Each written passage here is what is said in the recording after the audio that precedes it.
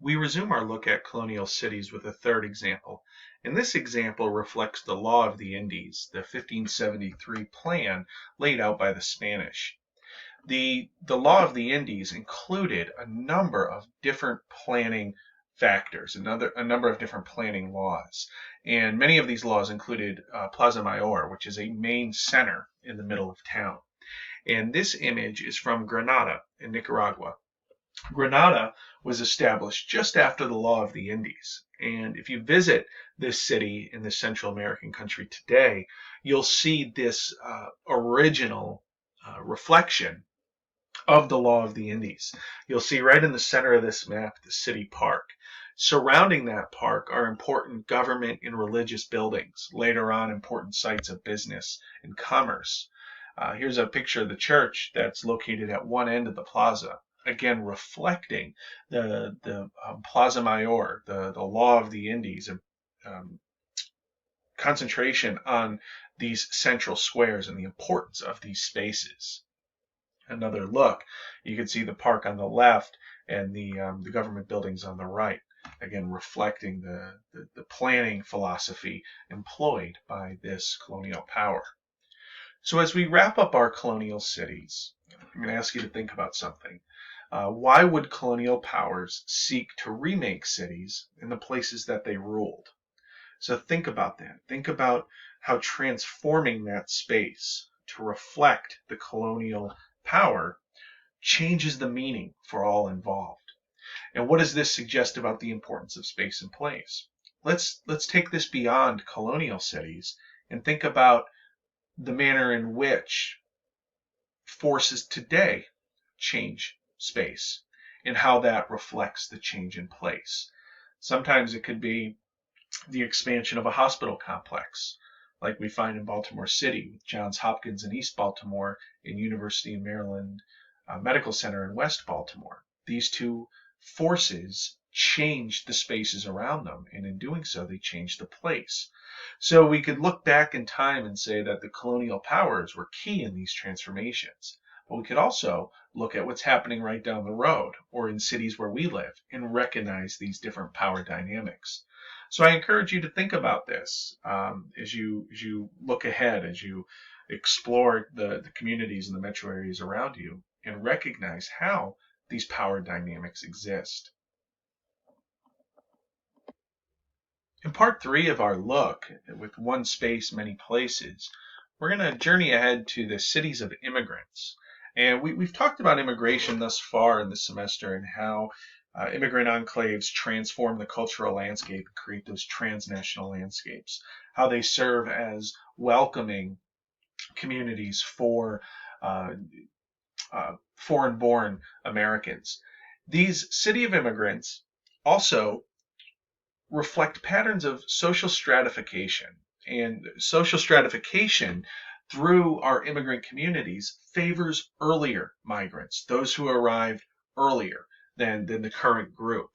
And when we look at social mobility, something that we've talked about already, something that's really important to a group's experiences, to a group's prospects and opportunities in the metro area, we recognize that social class is often closely tied to race and ethnicity.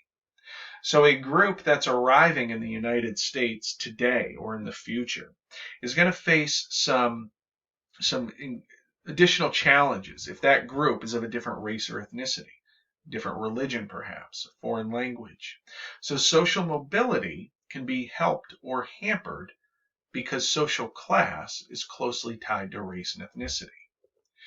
Enclaves, again, these are de facto forms of segregation, meaning by custom and by preference.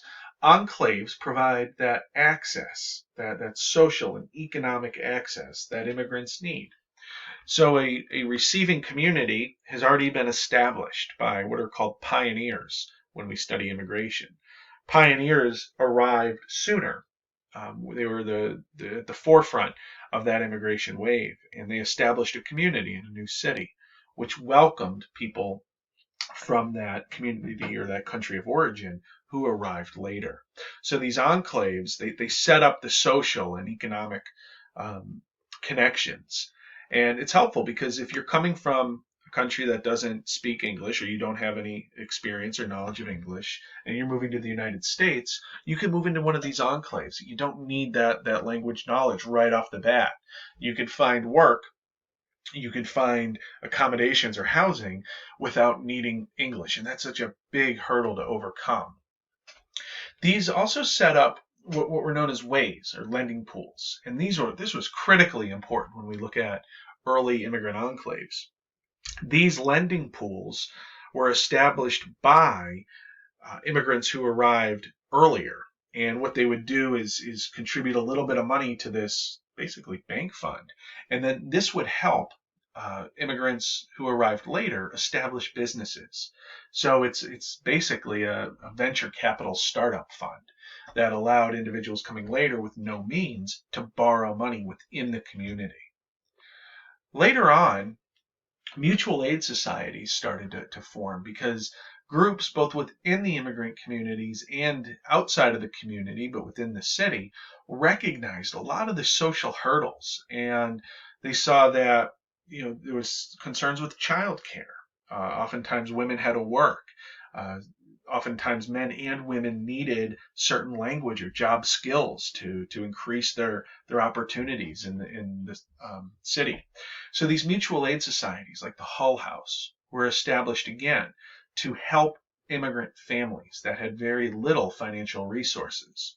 So these ways and these mutual aid societies were early financial and social movements, and this was before social welfare programs were really established, where individuals can seek financial assistance for families for childcare.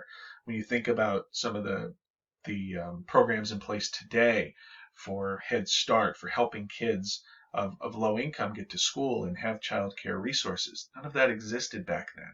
So within these immigrant enclaves, again, we had banking because a lot of these enclaves were cut out from our formal financial resources. So they set up these lending pools and ways to help people. So we could lend you money. If you get sick and you miss work, we could let you borrow money to cover your housing expenses and your meal expenses. And these mutual aid societies, again, were bigger. They recognized that community-wide, people in these impoverished communities, people in these immigrant communities that face additional barriers needed help. So these were two really big outcomes. And when we look at ways in mutual aid societies, they've also significantly influenced labor unions. So a lot of the support and the security that labor unions provide were derived from these ways in mutual aid societies. When we look at the countries of origins for immigrants during this time that we're examining, 1850 to 1930, we see that individuals coming from Eastern Europe, again, would have faced those concerns with social stratification, where immigrants that arrived from Ireland by the early 1900s would have been in a better standing, would have had more social mobility by 1910 than those people coming from Eastern Europe. So again, we recognize that while the United States and our cities have been bastions of immigration, have been homes to immigrant enclaves, over time, the countries of origin change, and those groups that arrive later face increasing hurdles. And this graphic also shows you the percentage of foreign-born residents in our cities. You look at New York City in 1870 and 1880, 40% or higher. That's a tremendous portion of our population.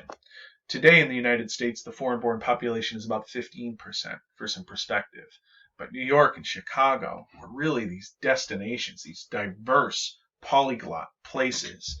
And the groups that arrived, if they didn't have an established receiving community, again, they faced significant issues with social stratification and limited social mobility. The iconic immigrant neighborhood was New York's Five Points, and this area was located in Lower Manhattan. It's still there today. Chinatown covers much of the Five Points today. This area was portrayed by Jacob Riis when he examined, again, that photojournalist approach to how the other half lives. And he looked at the different immigrant groups that had established themselves in the Five Points and the newer groups that were arriving. The Five Points recognizes the social and living conditions were really the major cause of problems. This area was an area of least resistance. Rent was cheap, and it was cheap because the housing was so bad. Sanitation was bad. There was no indoor plumbing. The outhouses were located close to the fresh water wells, so there were issues with cholera and contaminated water. So this area was not anybody's first choice. This was, as Clay would say, an area of last resort. But the neighborhood was a receiving community, despite these awful physical conditions and the social concerns of poverty and crime. This area was also an area of opportunity. Many of the residents that moved here, they arrived and they got jobs. They got semi-skilled jobs, low-paying jobs. They were seamstresses. They were street vendors, cobblers, jobs where they were able to get their foot in the door without needing a lot of financial resources. So you didn't need tools. You didn't need a specific workspace that you owned. So people were doing what's called outwork, or they were working in their homes. A lot of women would sew. They would sew in off hours. So people's homes in these very small places became sites of residence and also sites of work. And it's important to notice that the Five Points was a pretty lousy place. But what happened was that the poor conditions led people to think that the immigrant group that was there was inherently flawed, that it was so bad because of their poor character. And this is something that persists today, unfortunately. When we look at groups that are impoverished, when we look at neighborhoods that are in poor condition, certain groups, certain people tend to blame the ethnicity or blame the group that's living there for their inherent flaws. We need to recognize that that's not the case. That poor conditions can create additional hurdles, but it's not the inherent flaws of the ethnic or racial group living in that area. You look at the birthplaces of the Five Points adult population, again, we see in the mid 1800s where Ireland, 1855, following the potato famine, would have people from Ireland would have made up the majority of the population in that area. And then as we transition to the later 1800s, we see more people from Italy arriving. We see more New Yorkers, right? Native-born Americans arriving. We also see some increased diversity from Poland, Germany, and England. So by the late 1800s, the Irish population, which faced considerable discrimination in the 1850s, that Irish population would be more socially mobile. They would have more opportunities because of their time in the metropolis. Here's an image of Five Points. And Five Points was built on what was known as a collect pond. This area prior to 1800 was a bucolic, a pastoral area where people would retreat into the countryside. Much different by the 1820s when immigrant groups started to flood this area. The collect pond was a freshwater resource, so that was really an area, a place that would attract people, right? To build around the freshwater source was key. And this was close to lower Manhattan where the jobs were, but it was an area that was at that time on the outskirts, so relatively inexpensive.